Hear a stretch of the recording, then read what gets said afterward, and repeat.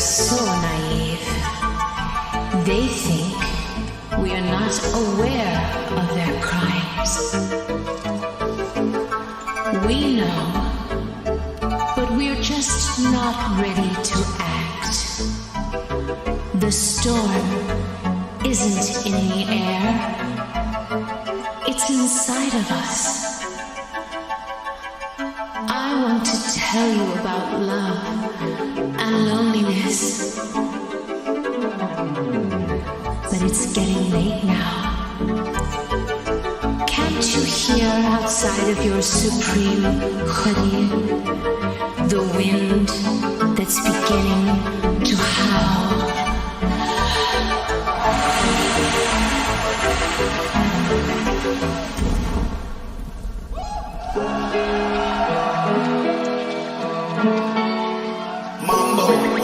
Not everyone is coming to the future.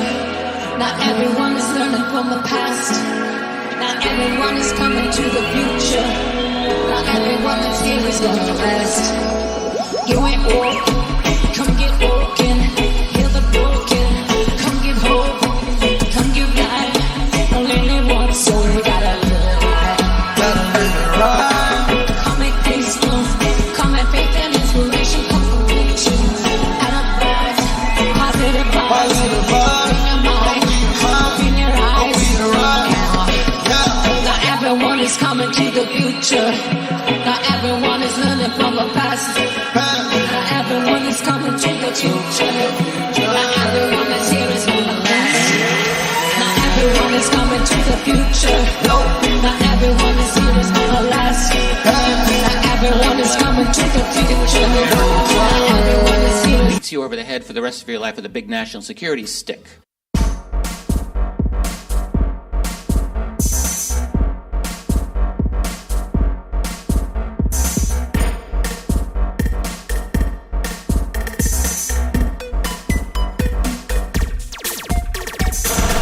Nietzsche, of course, announced the death of God and called for the birth of the Übermensch, the Superman, who would take humanity to new heights and to create a new world order.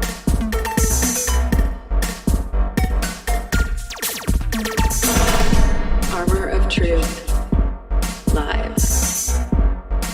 Faith is resistance.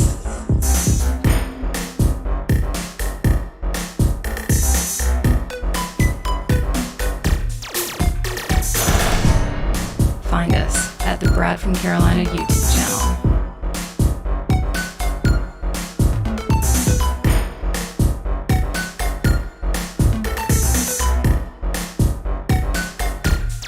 armoroftruth.net. There you go, everybody. Welcome. Was that scary? Was that off-putting? It was for me. So that was, of course, Madonna.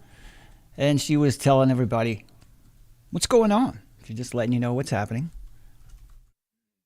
Not everybody can come to the future, according to the people that we're going to talk about today. Greetings, everybody. This is AoT Live number 155. And it rhymes. So we're talking about social utopianism today. That seems to be a new religious movement, global religious movement. And we've got some interesting things to talk to you about today.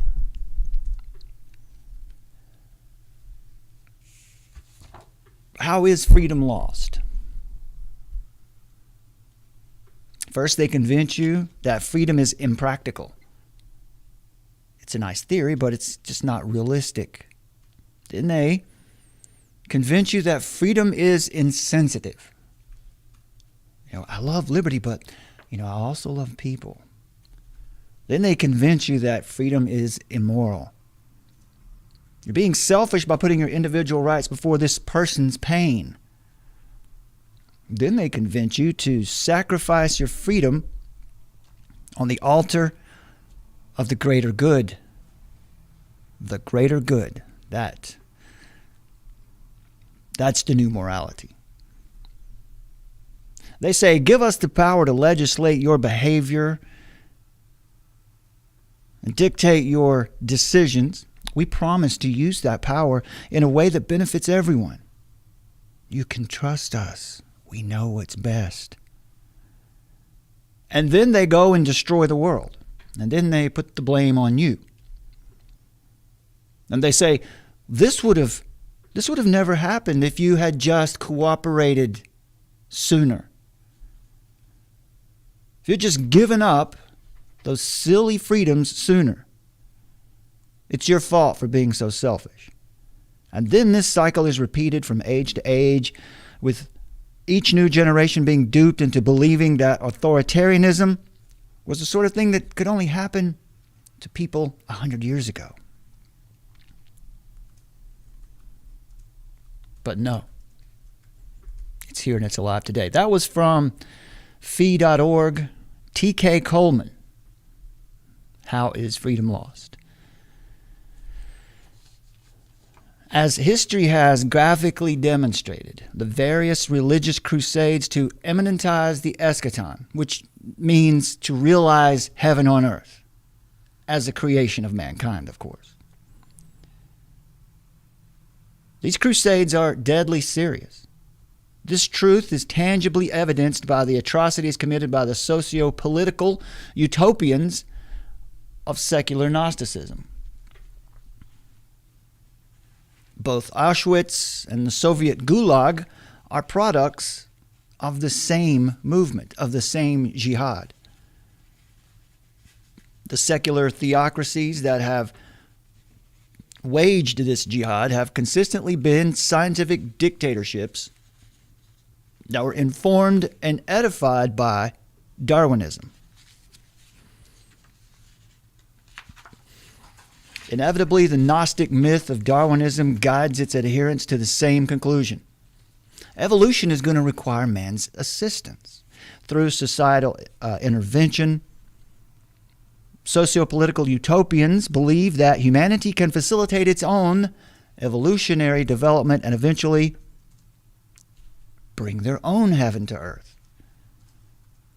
Freemason and Darwinian apologist Thomas Henry Huxley said this: social progress means a checking of the cosmic process at every step, and the substitution for it of another, which may be called the ethical process. Now pay attention to this part. He says, the end of which is not the survival of those who happen to be the fittest in respect of the whole of the conditions which exist, but the survival of those who are ethically the best. Now that is interesting. It used to be about survival of the fittest. But we're talking about Gnostic Darwinism today. This is survival of the ethically best. Who decides? Who decides who is ethically better? By what standard? You're going to hear me say that a lot today. By what standard? Because you hear a lot of claims. You hear people making value judgments about the way things ought to be. What is good, what is evil, what's acceptable, and what's not. By what standard? What standard are they using?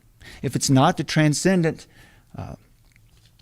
supreme standard of God, then it has to be something relative. Relative to the moment. Relative to what's expedient in the culture at the time. In other words, it is no morality. It's just an opinion. To make such a determination requires an agreed upon standard of morality. Now this model, this social utopians, this utopian movement, this model rejects morality as transcendent truth and replaces it with pragmatism. Whatever works to fulfill our agenda, whatever works to bring our version of heaven to earth. So, here's the question we want to talk about today. Will you be approved? Will you be allowed to survive How do you survive in the new normal world order? Most people will have to work or serve one of the few dozen or so corporations that will remain after this big reset.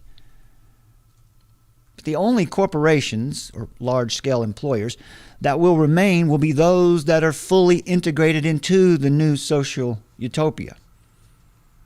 Now, if the average man is going to survive, and he's going to have to learn how to accept. He's going to have to earn. He's going to have to earn acceptance into the new order.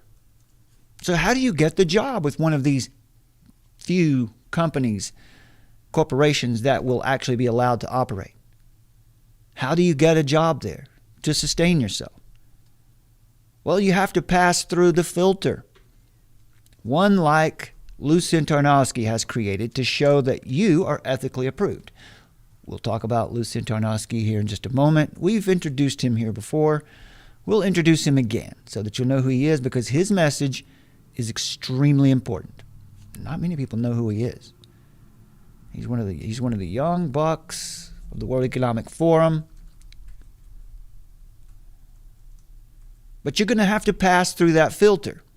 Who's creating the filter? Who's going to decide who gets through? Who's going to decide who gets to participate in the society? Who's going to decide who gets to survive? Now, recently, doing this kind of work, you never know, from go for a few months at a time, and then you don't know. There's a lot of unknowns doing this kind of work. So recently I went out and applied for some jobs with several big corporations. You just have to be ready. You have to have a plan B. I experienced the process of being assessed on several levels. For jobs requiring no interaction with the public, for jobs unloading trucks and stocking shelves, the assessments were deeply psychological in evaluating practical ideas such as how well do you work with others, that makes sense, but also highly formative in that you can see where it's headed. Some of the questions were already in there, and that it's nudging us toward social justice or toward approval to participate in society at all. They want to vet you very carefully before they bring you in. You must be loyal to the party. Nudging it towards social justice or approval to participate in society, those ideas were clearly there, and these filters will serve to weed out anyone who is not supportive of the utopian order. So to be approved, one must buy into the utopian ideology. Or if you don't buy into it, then you're just going to have to lie. You're going to have to pretend to support it. Those are the options if you're going to participate. If you're going to go down to the grocery store and buy your food. If you're going to be able to pay your rent. But, either will work. You can be a true believer or you can just lie. It doesn't matter. Since the whole system is founded on lies to begin with, it doesn't matter whether you actually believe it. As long as you say that you do, and you put on the correct face, put on the correct front of approval before the corporate gods of this age. Think about this.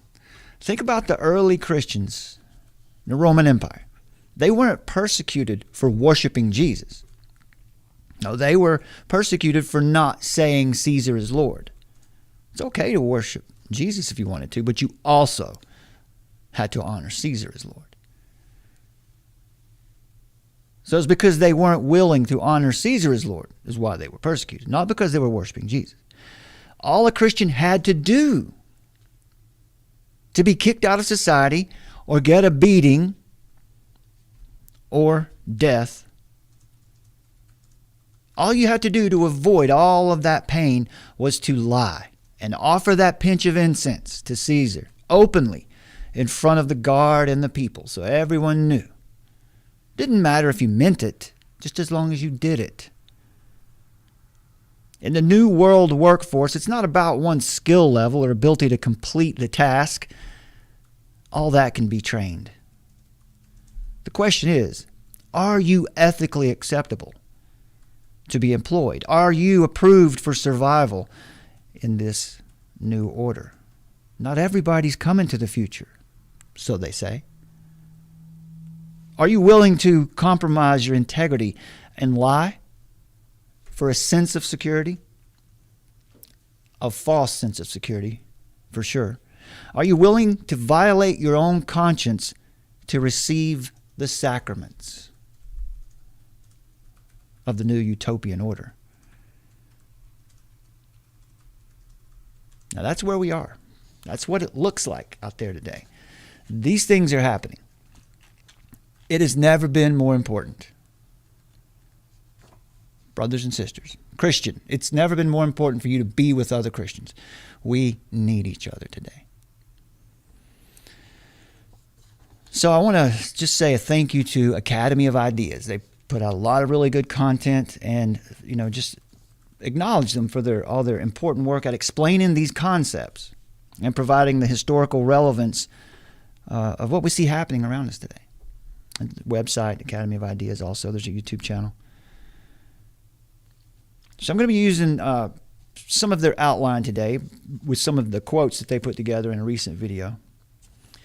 In 1932, Aldous Huxley published Brave New World, a novel that presents a dystopian society where the masses were controlled and exacted not by fear and punishment, but they were controlled with pleasure and distraction. To the surprise of Huxley himself, that fictional dystopian world is being realized much faster than anyone expected. So these quotes from Huxley, from Brave New World Revisited. He says this: "The society described in Brave New World is a world state in which war has been eliminated and where the first aim of the rulers is at all costs to keep their subjects from making trouble. You want to keep everybody quiet. You're not allowed to say certain things. This they achieve, among other methods, by legalizing a degree of sexual freedom made possible by the abolition of the family. That practically guarantees the Brave New Worlders against any form of destructive or creative emotional tension." In 1984, the lust for power is satisfied by inflicting pain. In Brave New World, satisfied by inflicting a hardly less humiliating pleasure. Another quote: "The future dictator's subjects will be painlessly regimented by a corps of highly trained social engineers.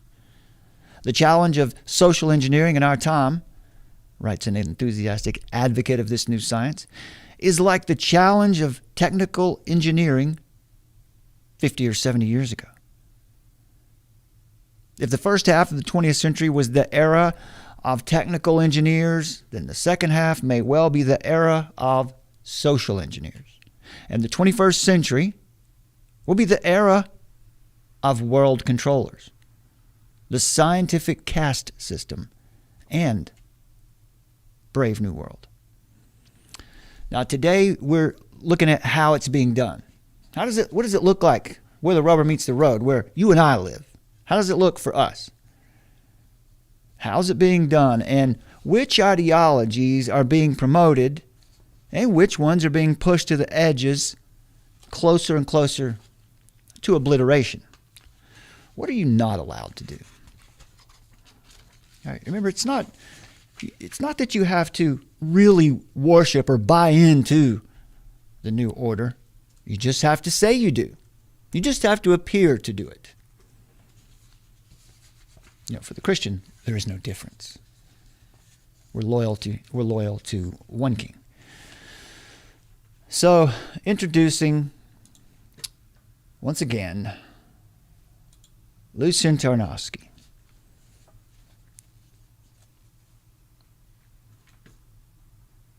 We'll let Lucien introduce himself. This is from 2010. He is not new on the scene. Not new at all. He's getting close to 40 years old now. He is the golden boy of Let's just say the agenda for the 21st century. Let's say it that way. Hive, and I'm here at the Hub Pavilion in Davos. Very pleased that Lucian Tarnowski has just joined us. He's the CEO and founder of Brave New Talent. Why are you here in Davos? Well, thank you for having me, first of all. I'm here in Davos to promote Brave New Talent. I've been very lucky to be here. At 26, I feel really honored to be here, surrounded by all these world leaders. I'm like a kid at Christmas here.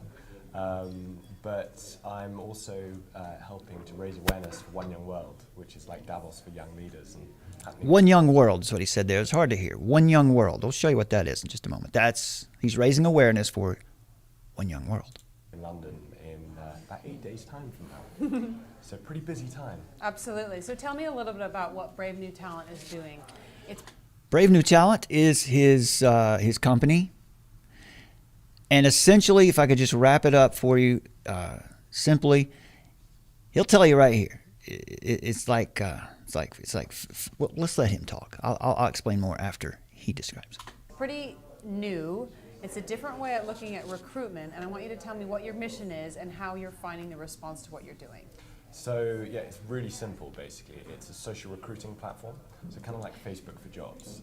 What we do is build social recruiting platform, kind of like Facebook for jobs. You know, some of you probably know what LinkedIn is. It's how you get your resume out there so that companies can find you. This is a little different. This is where workers or potential employees will follow companies that they're interested in working for. You want to work for Google? Well, you want to follow Google on this Brave New platform. So you can see everything they're doing. You see everything they're up to. You can tell when they have job openings. You can tell what are their new initiatives. And so essentially, but also, there's the filter. Who are you? What do you believe? Around employer brands, so the biggest employers around the world. We're trying to build communities, a little bit like a Facebook fan page, but for people that want to work there.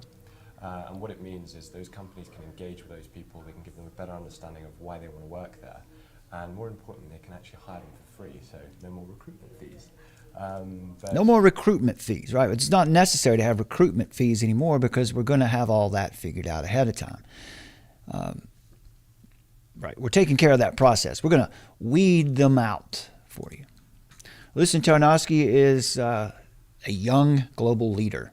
He is a young global leader in the World Economic Forum. We'll tell you more about that in a minute. He's been a member of the WEF now for 12 years or so. The Forum of Young Global Leaders is a unique, multi-stakeholder community of more than 700 exceptional young leaders who share a commitment to shaping the global future.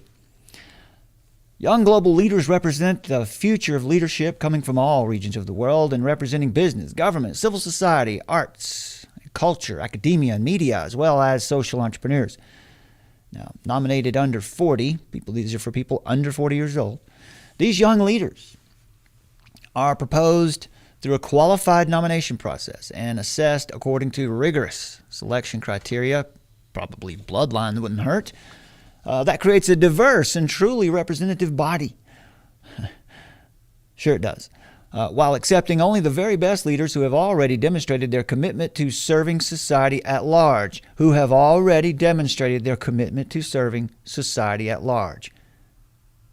The collective. Now that's a theme for today, so keep your eyes on that. Over at Lucian's LinkedIn page, you can get a little bit more. Founding now, he has a little different title now, but we're going to focus in on his Brave New company.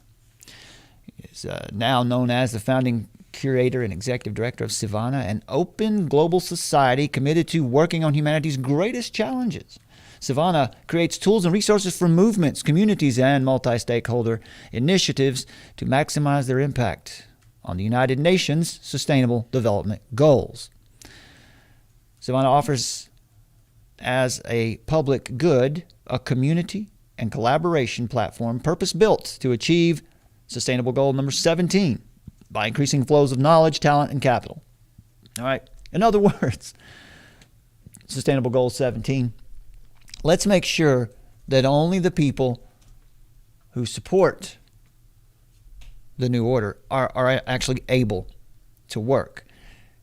We see this already, right? We see this with vaccine passports.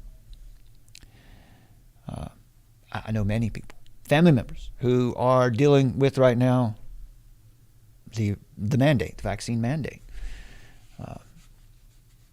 It's a matter of conscience, it's a matter of bodily autonomy, whether someone decides to do it or not. But it ought never be considered a matter of loyalty, right? But it is. It is now. And so it seems like, anyway, the purpose of one of the extended benefits, I guess, of vaccine mandates is, after it's all said and done, you're going to have only the people who are either really bought into it or just doing it to survive, right? The people who are giving the pinch of incense because they truly believe or because they want to keep from losing everything. Lucien has a decade of experience in designing and powering online communities, so on and on. So he's been honored as a young global leader by the World Economic Forum, active attendee of Davos and other World Economic Forum meetings for many years. He continues to research and experiment around the social science behind communities, knowledge sharing, and economic spaces. Spoken at such gatherings as, of course, Davos, World Economic Forum meetings, TEDx, the China Digital Summit, Impact Summit, which we'll look at later today, and for companies such as Deutsche Telekom, Coca-Cola, Oracle, Pearson, IBM, PwC. Speaks to audiences around the world about communities and the convergence of talent, knowledge, and capital, and impact on society, and I'll bet most of you never heard his name. But you will. You will. So here's the Global Forum for Young Leaders. Once again, what is the message? Right? This is the accepted. These are the approved ideas. You want to get a job, stocking shelves, Walmart, they're going to check out whether or not you're on board. That's happening. All right. A firecracker of optimism. It's almost utopian, said one person. Creating lasting impact. One Young World has just released its 2020 annual impact report. Over 30 million people have been impacted by ambassador-led initiatives, so they're making an impact. It's working with young leaders in all countries and joining forces with civil society, companies, and people on the front line of climate change to inspire climate action ahead of COP26. One Young World's program for the Sustainable Development Goals, LEAD 2030, is the largest cash prize fund for young leaders working on the 2030 agenda. Financial incentives for being a part of the movement.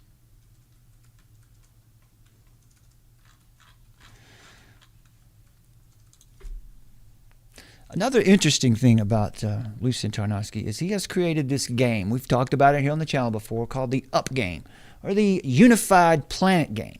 United Planet game, I believe is what it's called. And it celebrates its first birthday on, come on now, 3/22/21. That's all I'm saying. You can do what you want to with that number, but that's interesting. Nonetheless, let's think, that's the first anniversary of it. Now, here's what we have to pay attention to. He says himself, I don't think I have a clip of him saying it here today, but he says, look, when things are in transition, when there is stress in the world, when things go wrong in the world, that's a good time for opportunity. That's a good time to implement new strategies. Very interesting that his United Planet game came online just in time, right with the lockdowns, the pandemic. Well, what is the game? The game is, they call it an experimentation, envisioning and play to celebrate. Essentially, it's gathering data. It's helping people. The idea is we're all going to solve these problems in the world together. And we're going to come here in this game and we're going to take on certain problems as a group and we're going to solve them this way. So they're solving the world's problems with this game.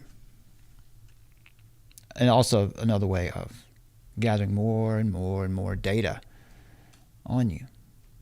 Data, that's the commodity today. Your information.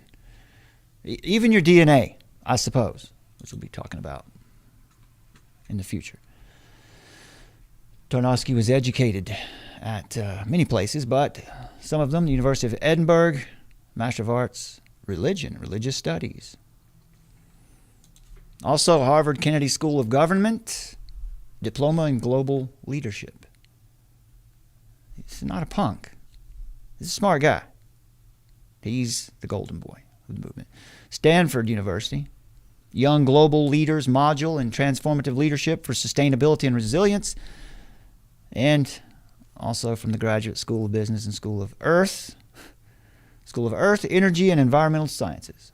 These are just interesting titles. I think these classes and these particular degrees now are telling. They're interesting. So he's the founder of a company called Brave New. And this is what we're really thinking about today. Right? It's Brave New World. He's very clear about where he's cast his position. Brave New is an intelligent knowledge-sharing platform with the support of human-assisted intelligence and machine learning technology. Brave New tracks the flows of knowledge across clients' ecosystems with a view to understand their knowledge graph. A lot of insider language here. The data can be used to tie learning to performance, which supports clients in unlocking the collective potential of their human capital. Brave New clients include GE, Genentech, Lockheed Martin, Mercer, and others. And so their vision is this: a world where every community can achieve its collective potential. Sounds great, doesn't it? Wouldn't that be nice, it seems? But what's really happening here? This is the filter. This is how you're going to be filtered out. Are you approved? Are you approved to even rent an apartment? Oops, how'd that get in there? Just because. Okay, let's define for you. I'll let the little guy stay up there for a minute. He's kind of cute, isn't he? The Fourth Industrial Revolution. Fourth Industrial Revolution promotes and implements rapid change to technology, industries, and societal patterns and processes in the 21st century by increasing interconnectivity and smart automation. Sounds harmless, right? The term was made popular by the World Economic Forum and Executive Chairman Klaus Schwab. A part of the phase of industrial change is the joining of technologies like artificial intelligence, gene editing, and advanced robotics that blur the lines between the physical, digital, and biological worlds. Now, this is where many are fearing, rightfully so in my opinion, where the lust for transhumanism will be expressed. Fundamental shifts are taking place in how the global production and supply network operates. The aim is automation of traditional manufacturing and industrial practices using modern smart technology, large-scale machine-to-machine or M2M communication, and of course the Internet of Things, where your toaster will be on the internet, or perhaps the IOB, the Internet of Bodies, where you're on the internet, where you're a node on the network. How might they do that? Well, we all carry around devices with us today that are nodes on the network. I wonder what's going on out there today that could make human beings a node on the network. You see any movements going on out there where people all over the world are getting the same thing? A market and manufacturing system that can analyze and diagnose issues without the need for human intervention.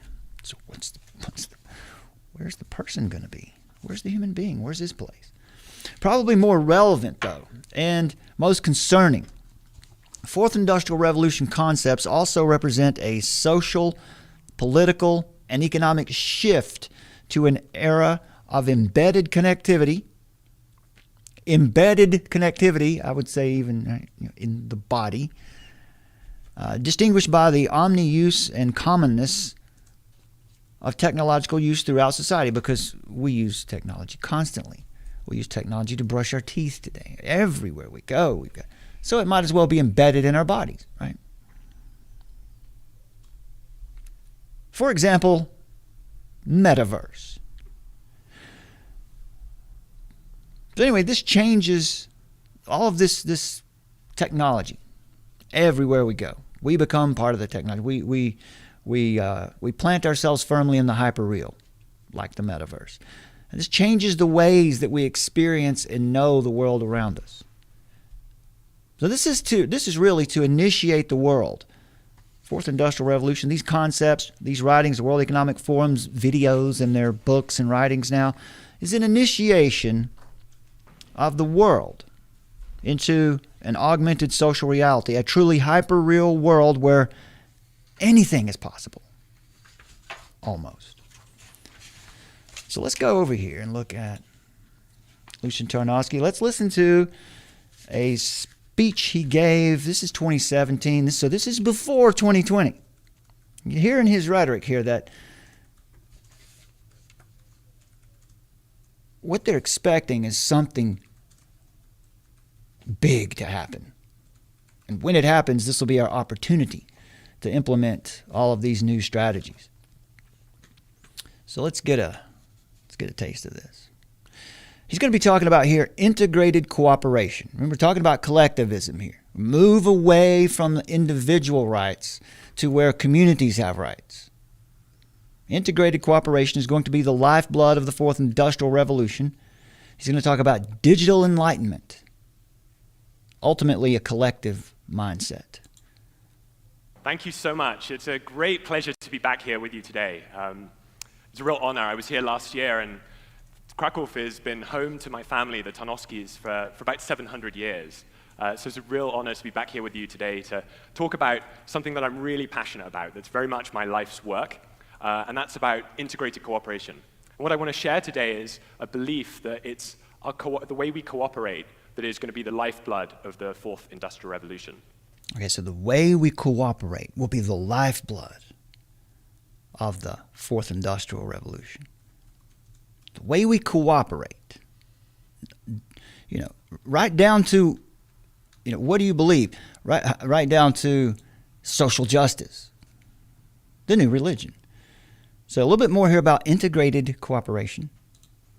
So I run a company called Brave New, and we power digital communities of purpose. We basically help organizations and collaboratives share knowledge, share data, share innovations more effectively. We help them scale best practices. As William Gibson... Scale best practices. All right. Just saying, we're just helping them be more efficient. There's more to it than that. Let's pay attention. ...said, the future is already here. It's just not evenly distributed. I like to say, the solutions to most problems already exist. They're just not evenly distributed. And there's a huge opportunity in us identifying solutions and scaling them. Okay, now, creating the hive mind. Is that just conspiracy theory? Well, let's listen. Right, we say this all, we people say this all the time, right? It's the hive mind, it's the hive mind. Truthers say this a lot. Well, are they really talking like that? Are they really talking about these things? Here you go. I'm beginning to launch an experimental lab and a social movement with friends all around integrated cooperation to try to tackle some of the world's most challenging problems, the grand challenges of our time, of which we have many. Our world is made up of these complex systems that are growing in complexity. You can think about any challenge that faces humanity, from rising extremism, climate change, social inequality, nuclear proliferation. What is rising extremism, I ask you? What is extremism? Well, we got all that defined for us in the past 5-10 years, didn't we? Extremism. Anyone who doesn't support our movement is an extremist. Christian, you are an extremist. If you think Jesus Christ is the only way to the Father, well, you're an extremist, for example. These are complex systems in their own right. It's impossible for any individual to understand the interdependence and interconnected nature of any one of these issues. And that's why we need to get much better at how we create a hive mind, how we collaborate effectively. Get much better at how we create a hive mind, how we collaborate effectively. One more time. Get much better at how we create a hive mind, how we collaborate effectively. Okay. Well, a little more from Lucian in just a moment, but let me read to you what B.F. Skinner, an American psychologist, behaviorist, author, inventor, and social philosopher, also professor of psychology at Harvard University from 1958 to 74. He said this: "Now that we know how positive reinforcement works and why negative doesn't, we can be more deliberate and hence more successful in our cultural design. We can achieve a sort of control under which the controlled, though they're following a code much more scrupulously than was ever the case under the old system, they nevertheless feel free. They think they're free. They're enslaved, but they think they're free. They're doing what they want to do, not what they're forced to do." How do you make that happen? You change what people want. That's the source of the tremendous power of positive reinforcement. There's no restraint and no revolt. By a careful design. Now, you remember, those of you who are familiar with Book of Revelation or anywhere where the couple instance where a nod, possible Antichrist is spoken of, it seems clear that people will love this character. You know, however the end goes down, whether you're pre-mill or post-mill, whatever. But if it goes down that way, that Antichrist figure is described as a person that everyone will love, everyone will want to follow. They'll be loyal to him. I submit to you that figure might sound a lot like this young man. They're doing what they want to do, not what they're forced to do. That's the source of the tremendous power of positive reinforcement. There's no restraint and no revolt. By careful design, we control not the final behavior, but the inclination to behave at all. The motives, the desires, the wishes. The curious thing is that in that case, the question of freedom never arises. You already think you're free. Let's move ahead here to the next segment. Now, this is where he's going to talk about moving from competition to cooperation. Let's decode that. From competition to cooperation. Competition is natural. That competition is just as natural as anything. Well, but we have to move away from that. We have to move from competition to cooperation. We have to move from individual rights to community rights. At the bottom line, I think it's about going from competition to cooperation. And really, this is where we have an opportunity to do what I call a jiu-jitsu move on capitalism, to use the market forces that are there on capitalism to actually incentivize the change within the system. Again, remember, incentivize the change within the system. Remember, we just talked about the cash prizes available for the Global Forum of Young Leaders, cash prizes. Incentivize. Right? We'll give you, you know what? We'll give you $50 if you can refer someone down to get their vaccine. We'll incentivize. We'll give you money if you'll get people to participate with us. I invite you to reimagine our world. I invite you to surrender any potentially limiting beliefs you might have around how change can happen. There you go. Surrender any limiting beliefs. Get rid of your tradition. Get rid of all that old stuff. We got a new story for you. I ask, do you want to see a different world? Do you want to see a world where we can go from competition to cooperation? Do we want to see a different world? Do you want to see a new world? What's missing? According to what standard? Right? How do you answer that question? A man says, do you want to see a new world? What does he mean by new? By what standard? According to what standard? Gnostic Darwinism, or what's his standard? Is it transcendent or is it ever changing? Now we're going to talk about, he's going to talk about the great intersection of humanity with the rest of the world. This is an interesting piece here, about a minute long. So where do we begin? Let's start with what I call the great intersection. The intersection between science, technology, and our humanity. And what I mean by our humanity is our culture, our arts, our values. And what I want to ask is, are we getting that balance right? Undoubtedly, we can see there's been exponential developments happening in the field of science and the field of technology. That's changing our relationships. It's changing the way we work. Now, if you look at that graph, it's interesting. You see, yeah, this is true. The technology, look at how it has risen so fast. We can go back to let's go just to 1800. You can see there with the automobile, the telegraph just before that, and then the automobile and the light bulb, 1800. And then this rocket ship ride up to today, the driverless car. Are we better off because of that? I don't know. There's a lot of ways to look at that. But there are other graphs that run along concurrent to that. Has suffering become less? And I think that's the point he would try to make too. We need to get a hold of this. We're just coming at it from completely opposite worldviews. The way we live, the way we interact. But the question is, what about our humanity? How is that keeping up?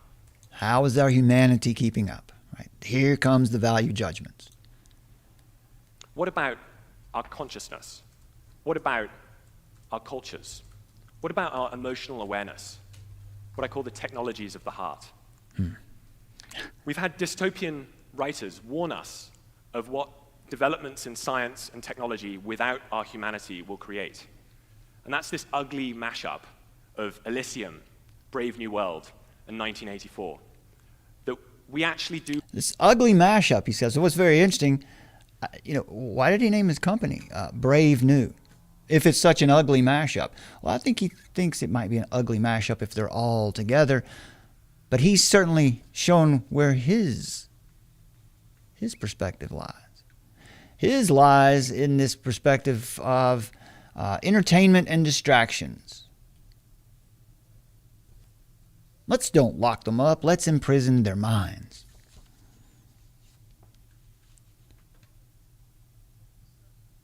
Next clip is perhaps the most important one here today. We can learn from nature, he says. After all, it's evolution.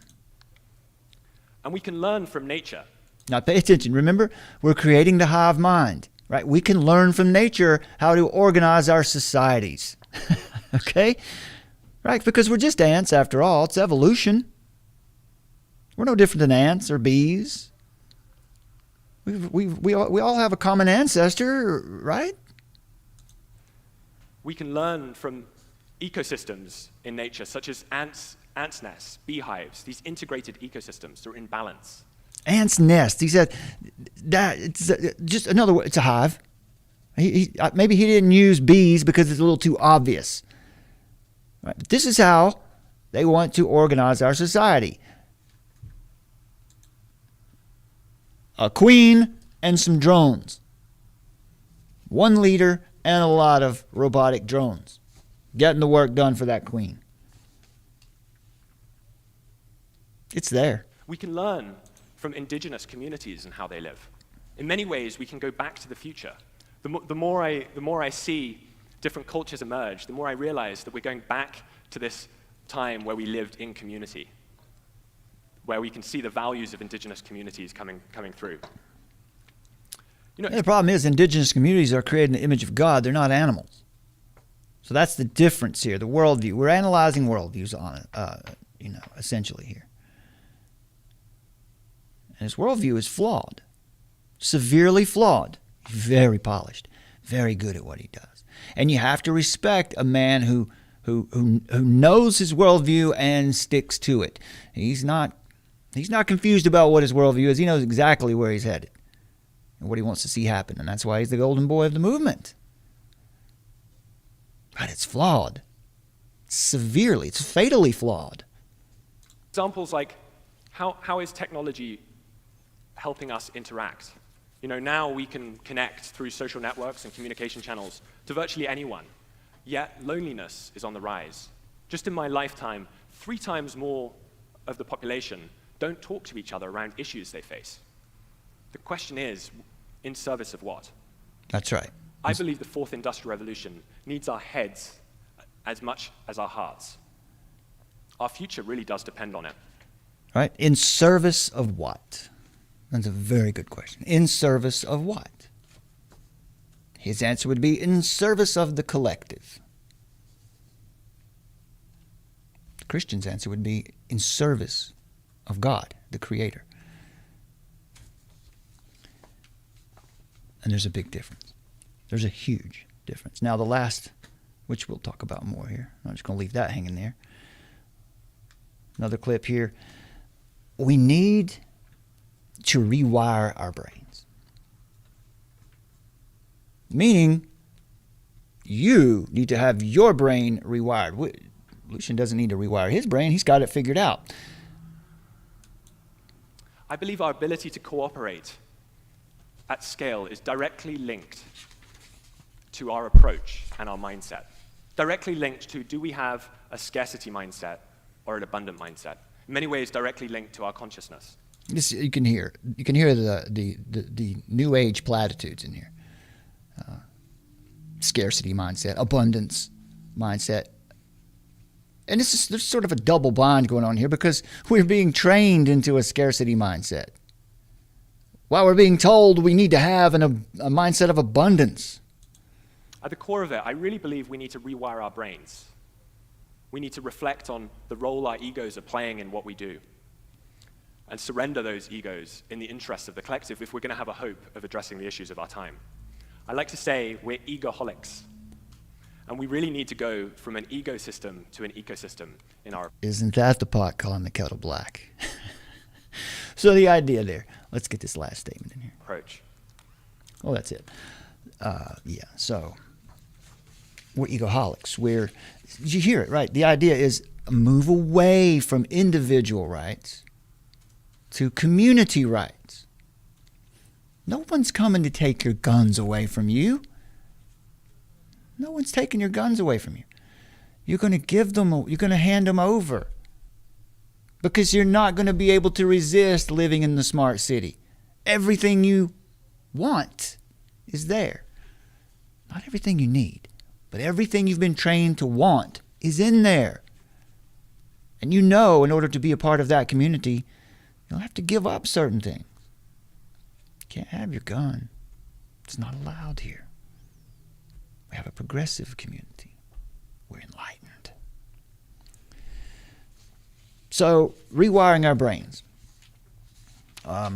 Who goes first? Who's first on the operating table? How do we rewire our brains? Well, I would just say, but why don't they go first? Let's rewire their brains. But this is all very much in harmony with mysticism, right? And the ideologies of pagan religions. From individual rights and responsibilities to collective rights and responsibilities. Of course, we must ask, once again, by what standard? There's nothing wrong with having a community that works together, but by what standard?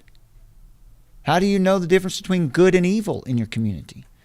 What's informing that? Is it a transcendent law, or is it just a pragmatic law? Who's in charge of this collective?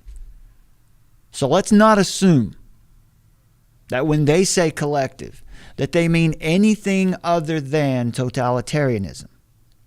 Or, in the new progressive approach of communitarianism, where the community has rights and the individual has duties.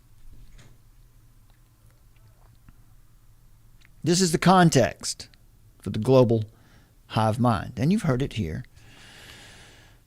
There's one more piece here. He talks a little bit about Buckminster Fuller. Buckminster Fuller said, you never change things by fighting the existing reality. To change something, build a new model that makes the existing model obsolete.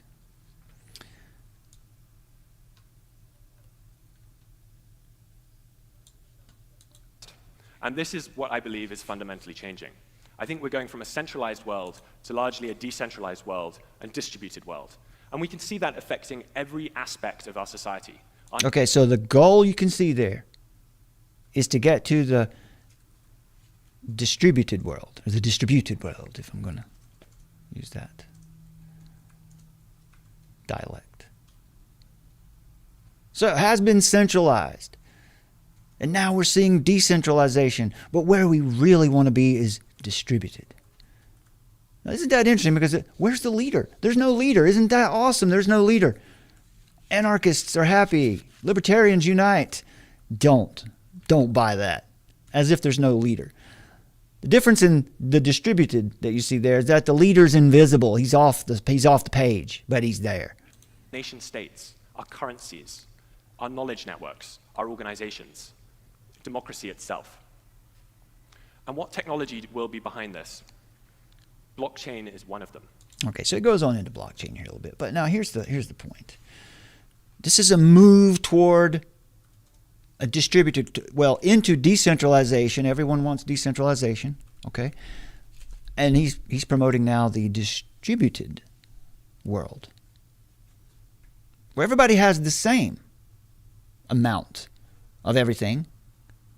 You'll own nothing and be happy. That's what he's saying. That's the goal. But this is where the prestige occurs. This is where the magic happens.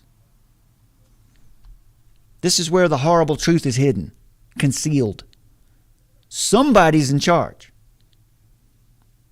Always. And the number of ones in charge will greatly be reduced as close as possible to one in the distributed world. He says here, we want to humanize the digital world. He says it later in the clip here. We want to humanize the digital world. In other words, what does that really mean? We want to humanize the digital world. In his worldview, what does that really mean? Well, in other words, we want to dehumanize the natural world. In other words, get these people off the land. Get them out of the natural world. We have to save the earth.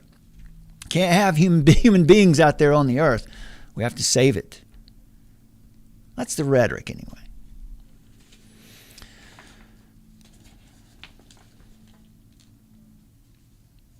So back to a little bit about Huxley here, who talking about T.H. Huxley, Thomas Henry. We've had two Huxleys show up in our show today. But Huxley was reiterating a central mandate of Masonic doctrine earlier on. We mentioned that.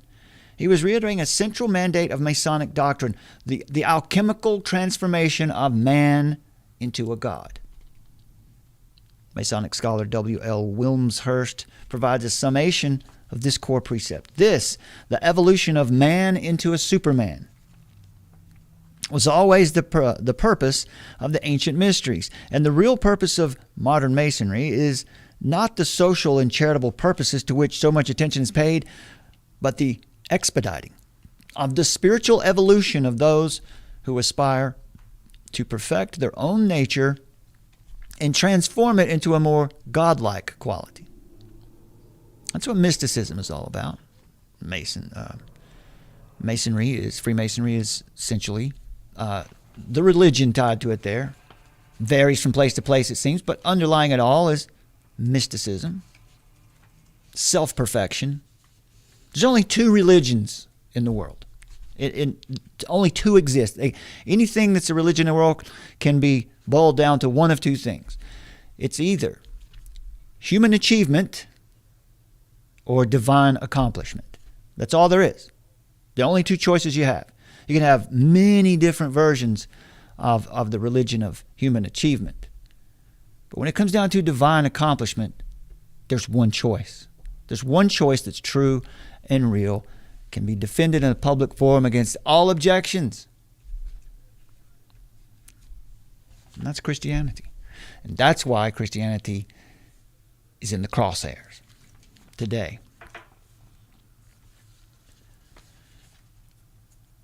Transforming man into a more godlike quality, and this is a definite science, a royal art, which it is possible for each of us to put into practice, says Huxley, whilst to join the craft, that would be masonry, for any other purpose than to study and pursue this science is to misunderstand its meaning.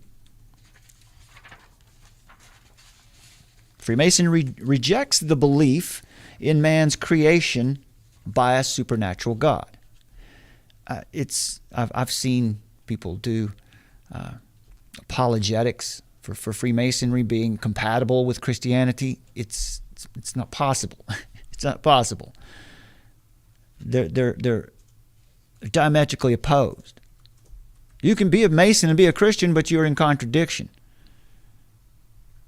Can't be in contradiction, be a Christian.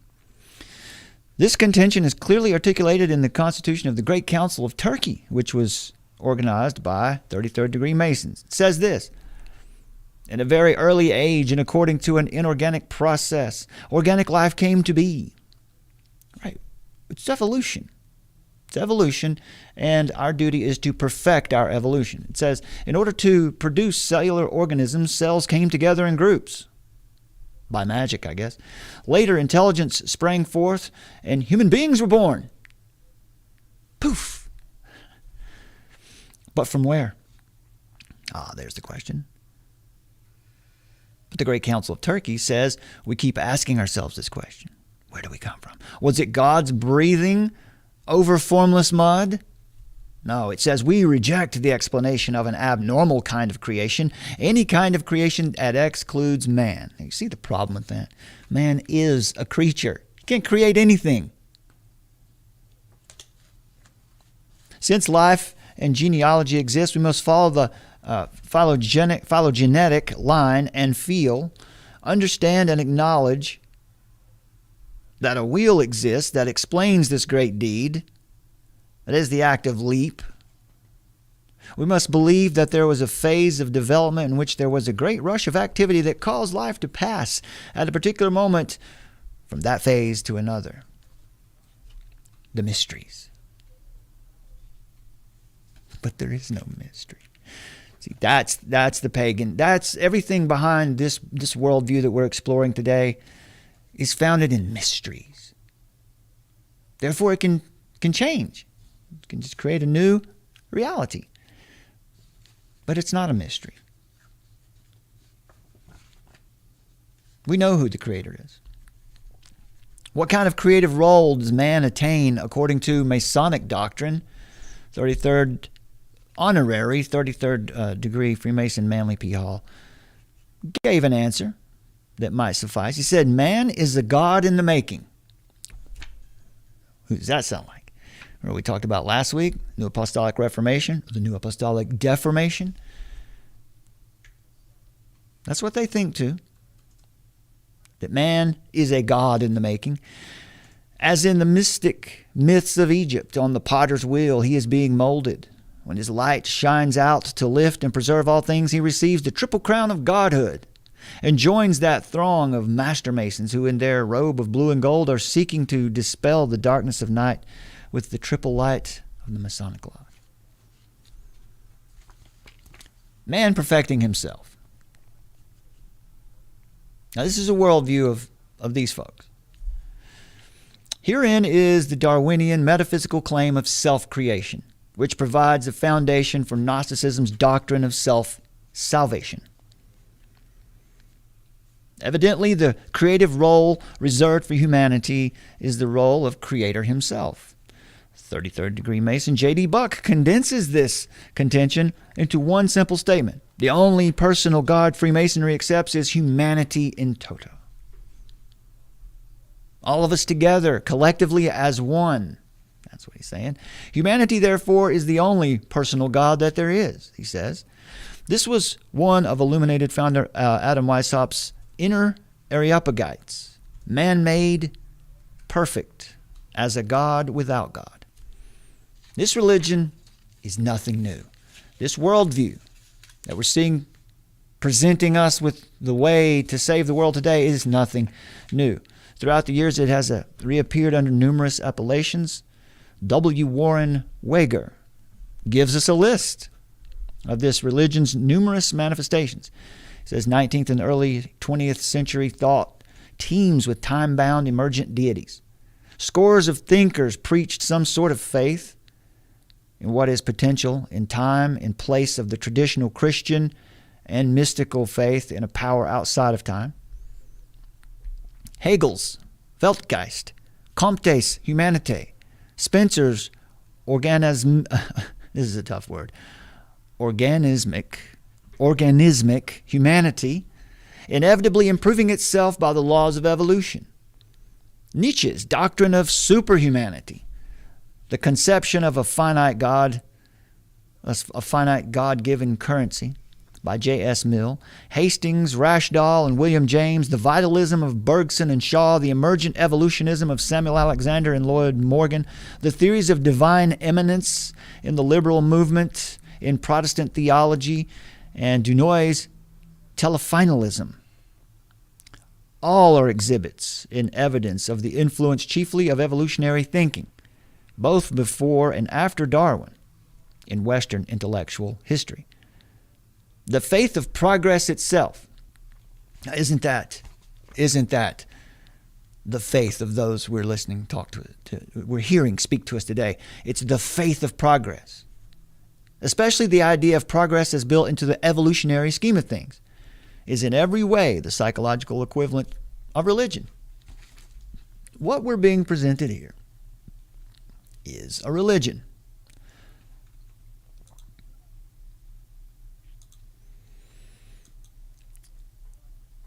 This is the Alchemical Mandate. It's all around us. One of the first shows that I did with Days of Noah a few years ago, or however long ago it was about that. We were talking about the streets of America were on fire that summer. It was 2020, I guess. And we were identifying this new religion that was thrust upon the scene. There's an alchemy, burning it down, so it can rise again in a new form. A core doctrinal precept of the religion is the alchemical mandate for the conscious engineering of humanity's apotheosis, or making oneself into God, becoming God. T.H. Huxley's protege, Freemason and Fabian socialist H.G. Wells, presented an allegorized depiction of the alchemical mission to achieve apotheosis in the island of Dr. Moreau. Astute readers will recognize the character of Dr. Moreau as an instrument of the Masonic craft. Like the practitioners of the royal art, Dr. Moreau consciously emulates the evolutionary laboratory of the world. Years later, Darwinian fundamentalist and high priest of scientism, Carl Sagan, would recapitulate this alchemical mandate for the emulation of nature's evolutionary laboratory. In his 1980 book, Cosmos, Sagan asserted that through the blind forces of evolution, doesn't that sound like faith? Through the blind forces of evolution, man had come to inhabit the position from which he could now consciously control and direct the evolutionary process. Oh, and he will try. The scientific dictatorships of communism and fascism represented two such efforts to consciously engineer humanity's evolution and immanentize the eschaton, or bring heaven to earth. These selections I'm reading for you now are from Immanentizing the Eschaton. I'll make sure I don't have it up here. I'll drop that link for you in the description after we finish here. It's a fascinating piece from several years ago. Yet these two Gnostic experiments in socio-political utopianism are but microcosms of a larger religious vision. It is the religious vision of the supranational elite. The religious vision of the supranational elite. fanatical in their blind faith to the Gnostic myth of Darwinism, the supranational elite still pursues the same objectives today. For the socio-political utopians, science represents a special gnosis, or knowledge, special knowledge, knowledge that only we have, designed to manipulate matter and reconfigure reality itself. It is an instrument for the resculpting of prima materia and immanentizing the eschaton, bringing heaven to earth. Technology has become the chief means of achieving this alchemical transformation of reality. Technology's potential for such an application is evident in the etymological origins of the word itself. It is derived from the Greek word techne, which means craft. Simply defined, crafting is the skillful creation of something, hence expressions such as outstanding craftsmanship or a master of the craft. In the context of socio-political utopianism, crafting is the skillful creation or resculpting of reality itself. The special gnosis of science has provided the means through techne.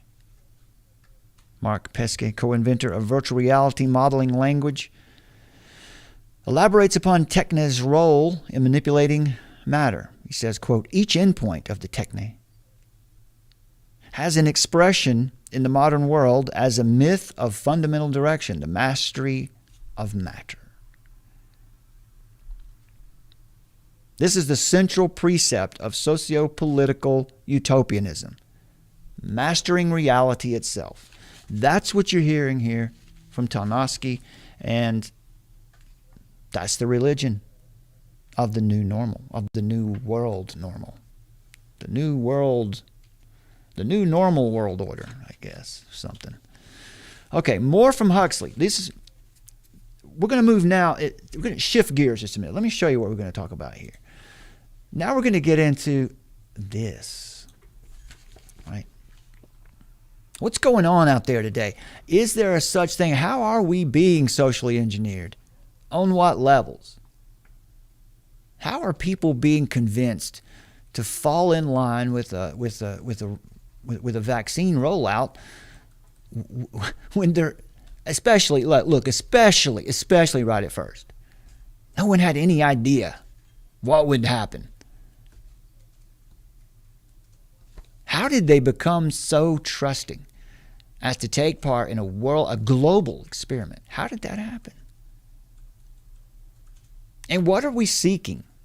What are we really seeking? Are we seeking this form of enlightenment, this mystical enlightenment, or are the masses today simply just seeking to be left alone?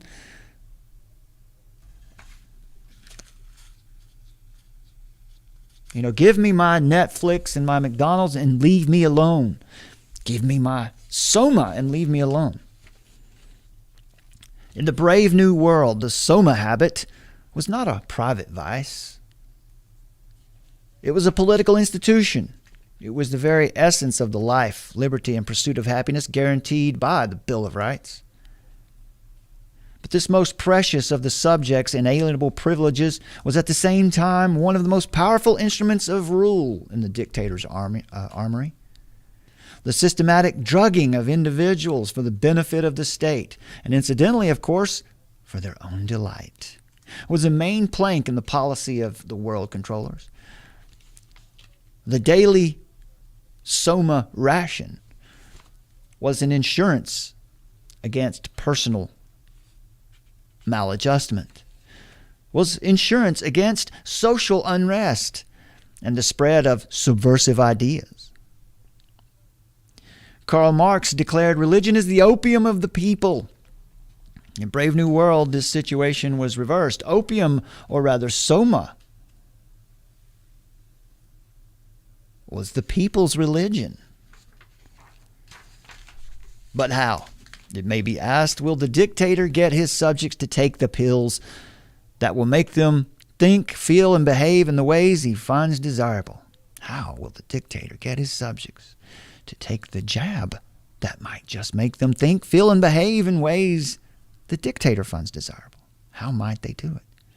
In all probability, it will be enough merely to make the pills available. In all probability, it will be enough merely to make the jabs available.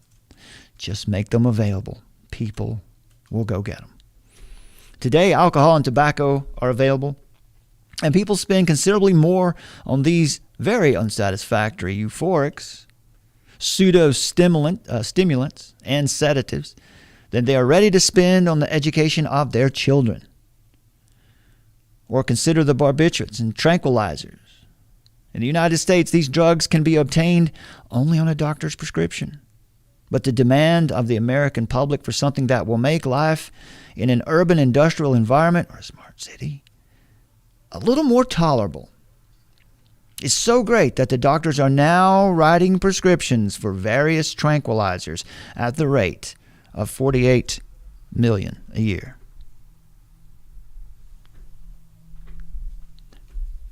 100 doses of happiness are not enough. Send to the drugstore for another bottle. When that is finished, send for another. There can be no doubt that if tranquilizers could be bought as easily and cheaply as aspirin, they would be consumed. Not by the billions as they are at present, but by the scores and hundreds of billions. And a good cheap stimulant would be almost as popular.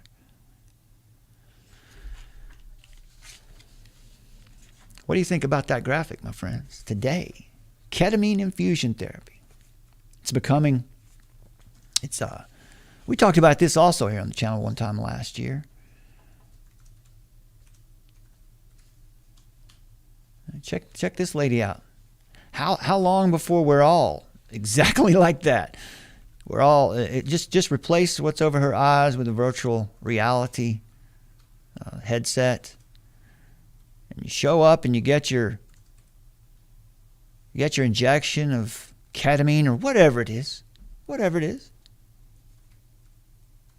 It's just one in a long line, a big number of options today that people have to disassociate from reality.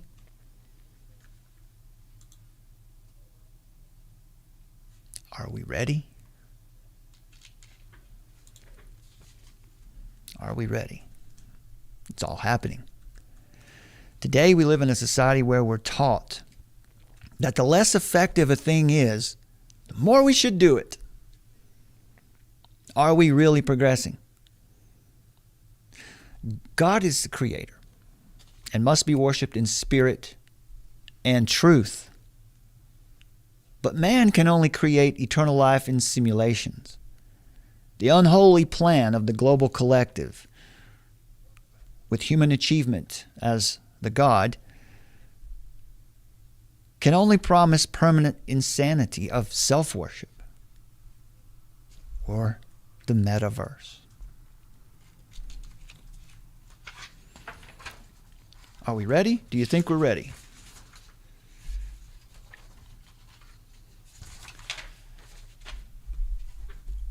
Let's share a little bit with you from a book called Mission of God by the Manifesto of Hope for Society, Joseph Boot. From Toronto.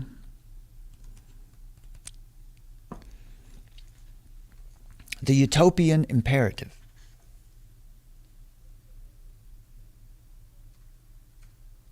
Nature is the measure of reality and virtue, and ultimately demands control by the state, which becomes man's recreator, provider, and preserver.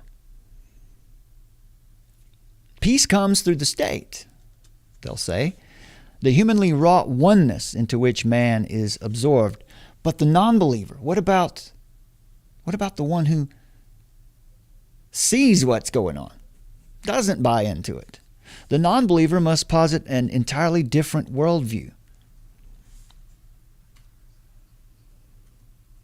It's a philosophy of life, a religious theology. Man takes the place of the mythical, non-existent God of the Bible, as they'll say. Having jettisoned the God of the Bible, utopians are confronted by a threatening world of flux, one they can't really control. Climate change. They're going to solve climate change. All right, let's assume that that was happening and it was really an existential threat. Do you really think there's anything that the World Economic Forum could do about it? This world of chaos in which man's freedom runs wild jeopardizes its own existence by its unpredictability. Man in a world without God has an insatiable desire for control. Absolute autonomy, self-law, leads logically to total anarchy of thought and to social chaos. So what is the logical conclusion of all the things we've heard here today? It's really not unity. It's not unity in the peace that they're offering. It's social chaos. That's what it will lead to.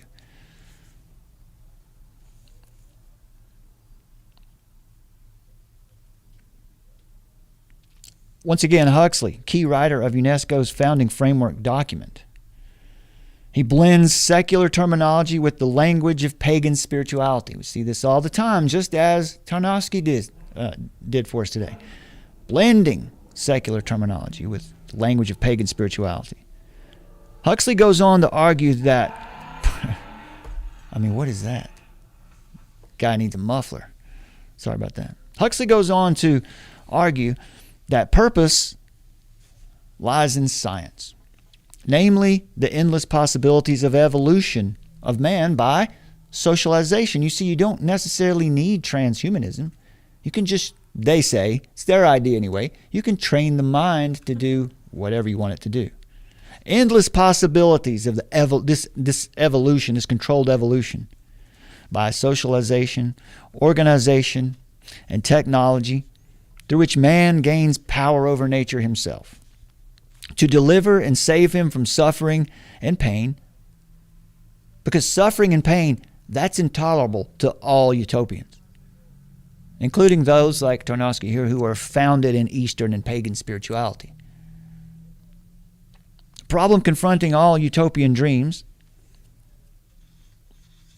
fallen man's exercise of power, is demonic. But what about justice? All right, we talked about earlier today.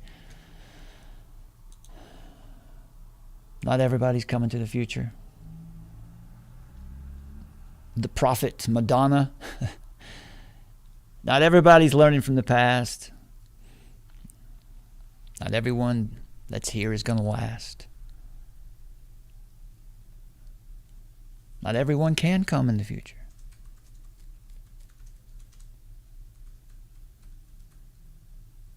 She says in her song there, you ain't woke, come here woke and hear the broken, come give hope, come give life. We only get one, so we got to live it right. We got to be actualized, activated. Come make peace, come with faith and inspiration, come complete you. Advice, positive vibes, open your mind, open your eye, she says.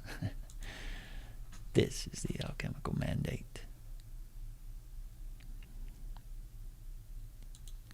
Man has always dreamed of restoring paradise to earth. The essential ingredient in making this a reality is that the state, personified by the elite philosopher kings, Tarnowski, Klaus Schwab, must be allowed to organize society through technology or power and scientific socialism in terms of man's new conception of justice, which now means liberation from God. Justice is no longer located in God and in His law, but in radical egalitarian leveling. Right? You heard Lucian. A distributive world where everyone has the same amount of stuff.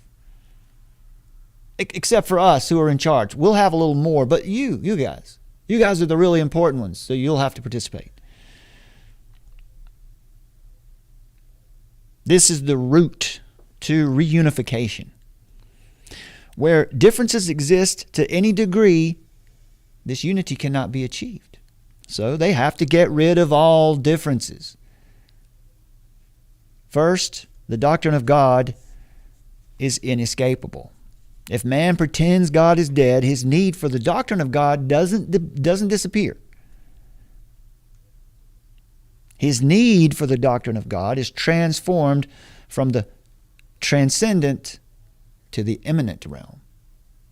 Man rejects God, he's still going to try to immanentize the eschaton. He's still going to try to create heaven on earth for himself.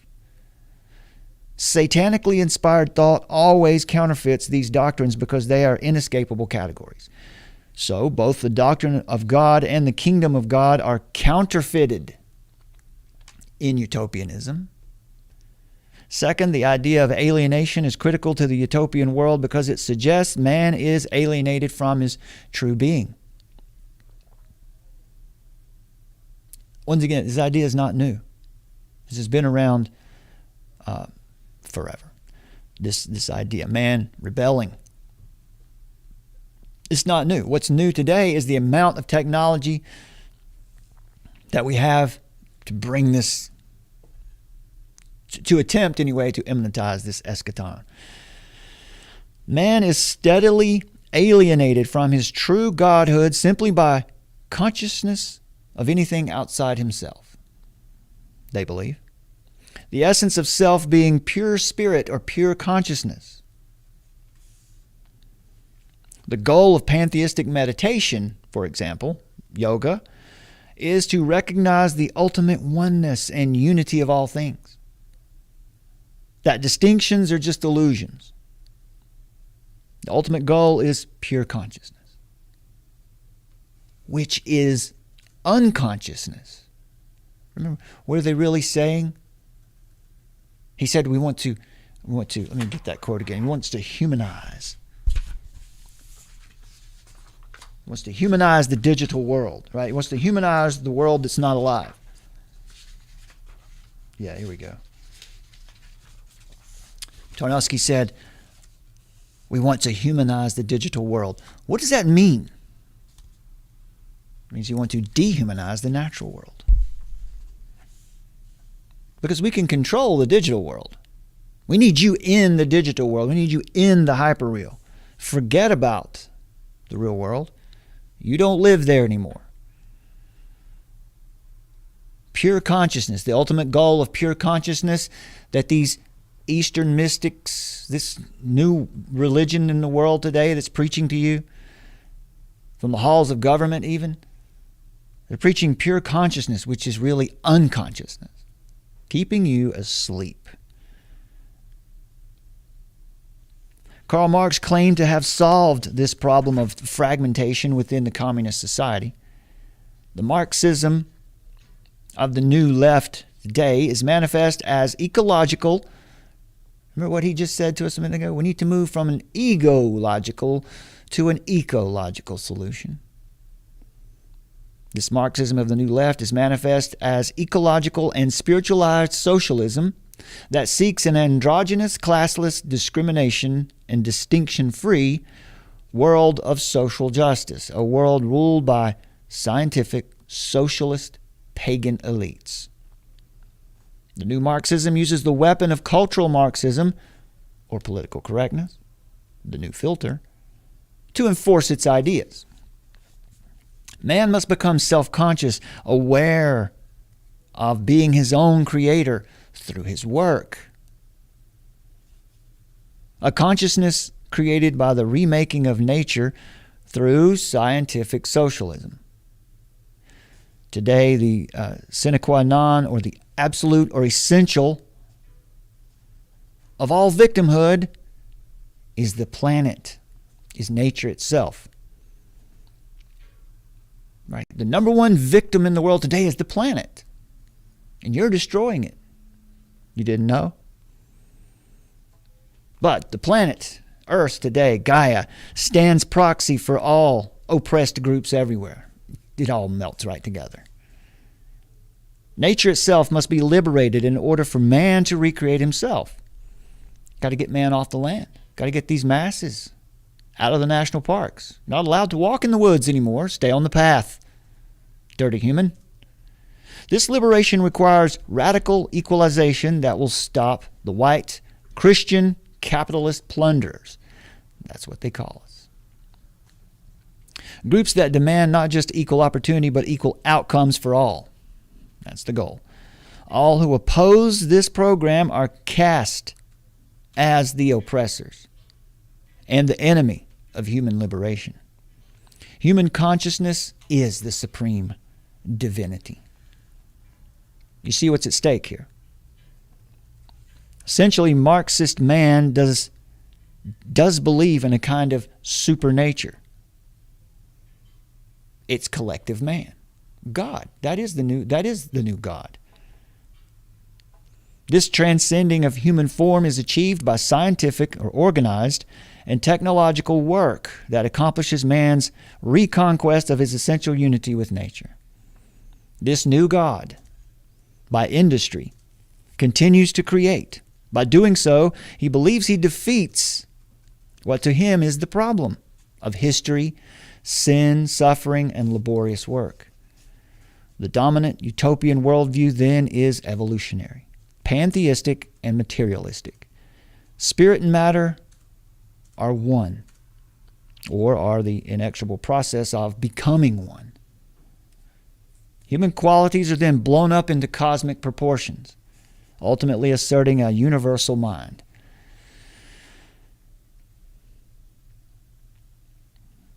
That's the New Age movement right there. Why do you think that movement's so popular today? This is the occultic emergence of a united supermankind.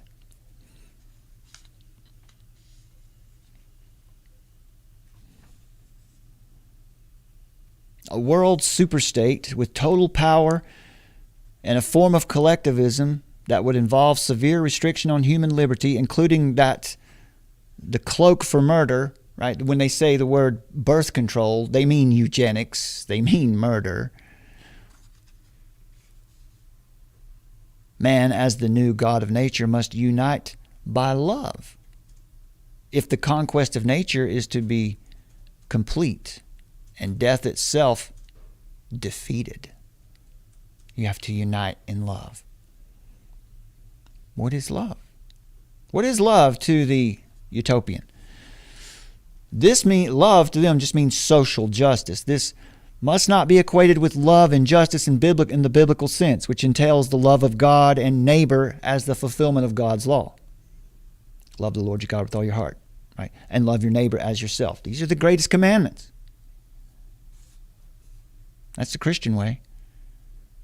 But love, according to the New World Order, let's just call it that, is social justice. Man must love the new God. Collectivist man is the new God, with absolute and unswerving devotion. Right? You have to offer your pinch of incense to Caesar. It's okay for you to lie and say that you do support whatever Marxist movement is out there. It's okay. You can lie. It's okay. They'll allow you to lie. You just have to present the right face. And no discrimination can be allowed in regard to anything.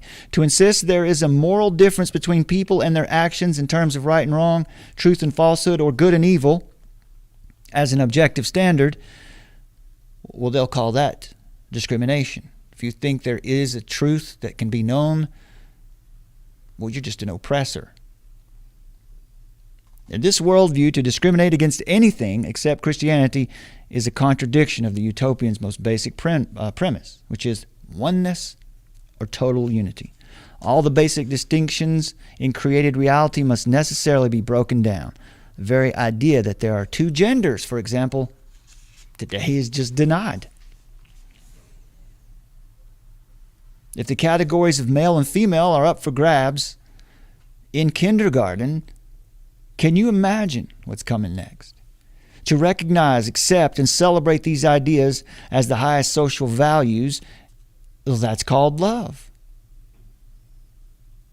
You know, to accept when the man who's clearly a man goes into the ladies' restroom, you accepting that as normal is love. To insist that all others recognize and celebrate them and to require them as a matter of legislation and coercion, well, that's justice. Eliminating differences, that's justice. Socialized humanity will finally be classless, stateless, familyless, genderless, lawless, religionless, and essentially structureless collectivity of beings in harmony with themselves and the other, nature. This love and unity, the accomplishment of total social justice, is the one great imperative of the utopian. What happens to you, Christian? Those who oppose this vision are to be condemned as heretics, disturbers of the peace, and purveyors of the new atheism. Yes, Christian, you'll just like the early Christians, we're going to be called atheists again because we don't believe in the common God of the world. Belief in the God of the Bible will be called the new atheism. Such a view of reality based on a personal God who transcends time and his creation, who differentiates, who is judge, who commands and calls to repentance, cannot be tolerated as it destroys the unity of this new God that's in the world. The heretics must be sectioned, silenced, and cast out. This absolute requirement for the unity, for the oneness of humanity as the essence of justice or equity, that is the fundamental principle of this dystopian nightmare that we see forming all around us.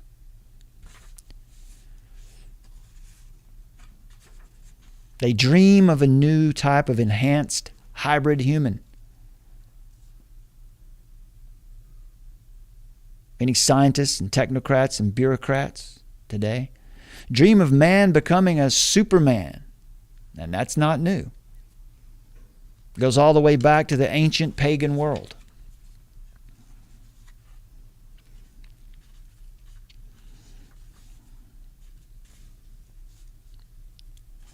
Human nature will thus be conquered. It must be conquered. Evolved demigods be our leaders.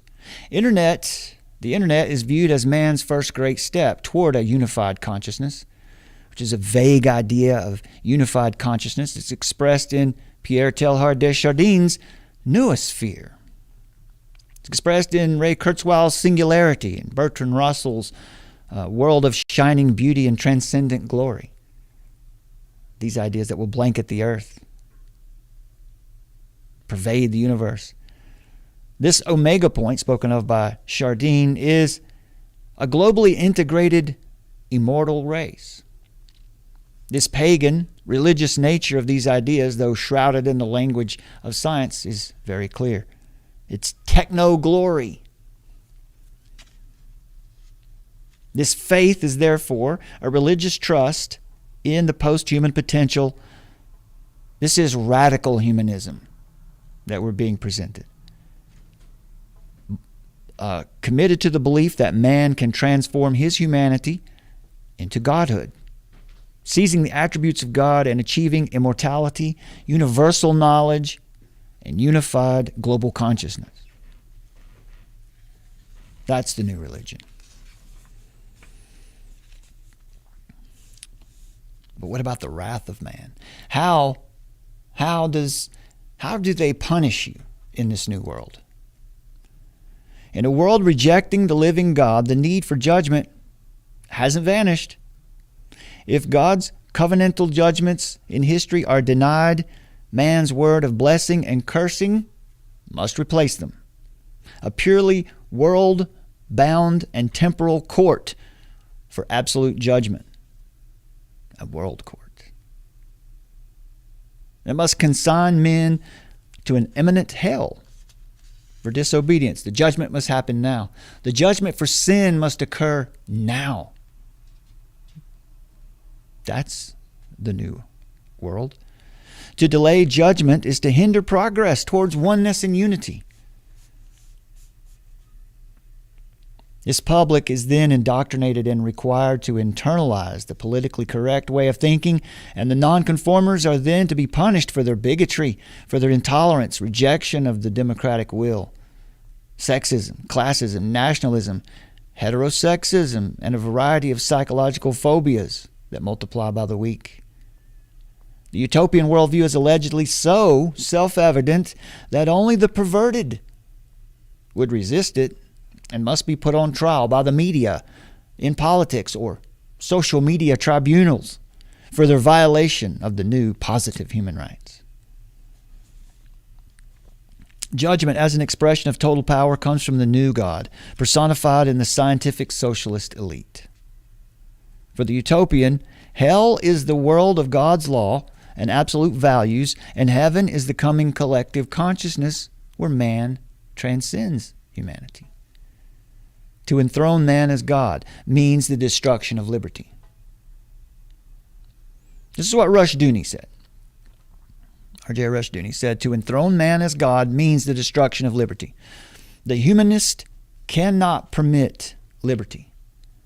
Remember, liberty is dangerous. That's what the news stories that are being produced today are for. They're for your children. They're for all the generations that will come after us. So they can be convinced when they look back, and you see news stories that are not true, don't you, today? They're not true. They look worse than they really are. That's not for your eyes. That's for the people in the future. So they'll look back in history and say, wow, look at how bad things were when people had liberty. The humanist cannot permit liberty.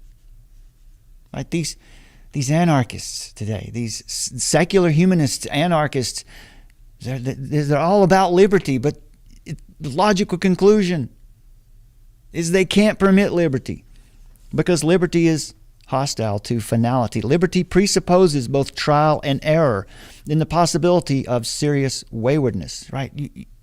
And to be free, you have to be allowed to get sick. You have to be allowed to take chances. You can't have that anymore. The humanistic utopias are all prisons because they insist on a finality which man does not possess. The socialist utopias demand the re-education of all of us in a post-revolutionary world. The new era is the new heaven on earth. But history refuses to terminate on man's orders. What if it doesn't go down the way that they think it will? Because it runs on God's time, not in terms of man's myths. Whenever man usurps the attributes of divinity, whenever man rejects God and tries to take his place and seeks omnipotence, whenever we try to build social utopias, what we really create is hell on earth, all the while claiming to be liberating. And those of us who they claim to be liberating, we become the victims of a vindictive counterfeit God. And that's what Tarnowski is selling to you. It's a vindictive counterfeit God.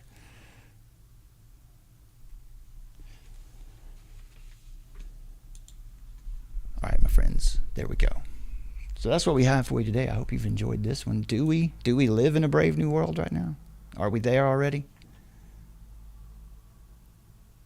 Are you going to be allowed to come to the future? Out there in the chat, it's good to see you out there. Read Romans 10 is with us. Cheryl A21. Jared Turner's out there. There's Nana P. It's good to see you out there. D-Tech Prophet is in the house. There's Jack the Giant Slayer. Albert Quiros is in the house. The usual suspects. Friends and family. It's good to see you out there today. Thanks for being with us, and we hope you've enjoyed this one. Lord willing, we'll be back with you again for Armor of Truth Live on Tuesday. I do ask for you to go to the prayer request, which was on a community post yesterday. If you got any requests you want to make, go there and put them in the comments. We do have plenty of prayer warriors here that read that. And we will share your prayer requests around also, so that hopefully by the time it's all said and done, hundreds of people will have seen it, prayed for your need. There's power in prayer, and there's even more power in corporate prayer. So let's do that together. Check that out in the community post on this channel here. It was out there yesterday.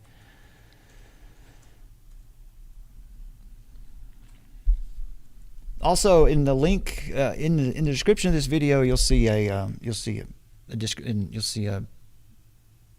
not a link. It's instructions on how you can sign up for Dr. Tony Costa's Logic course. I invite you to do that. We encourage you to do that. Logic for Christians. Why do you need it? Why is that important? Look at what's happening. All this stuff we talk about today. You need to be able to look at something like what Tarnowski is saying there and understand, what's his worldview? Why is it flawed? Is it flawed? What's my worldview? Is it flawed? And this will help you with that. That's what it's for. Thank you for joining us, folks. 9/11. God bless you. The hammer comes down and beats you over the head for the rest of your life with a big national security stick.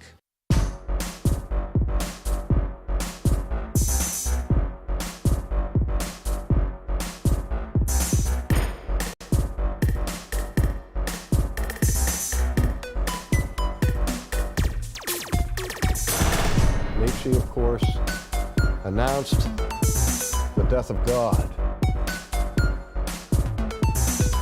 and called for the birth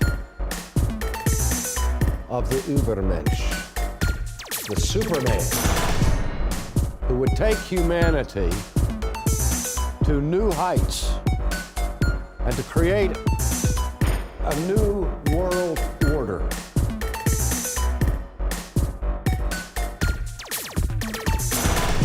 Armor of Truth Live. Faith is resistance.